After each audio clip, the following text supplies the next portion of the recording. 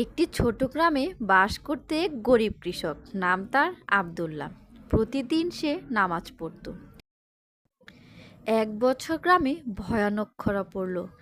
গ্রামের লোকেরা বলল, এবার তো আমরা না খেয়ে মারা যাব।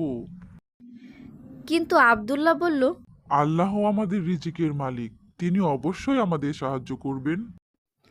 পরদিন সে তার শুকনো জমিতে গিয়ে বীজ বপন করল। সবাই তাকে দেখে হাসতে লাগলো আর বলল, এই শুকনো জমিতে কিছুই হবে না।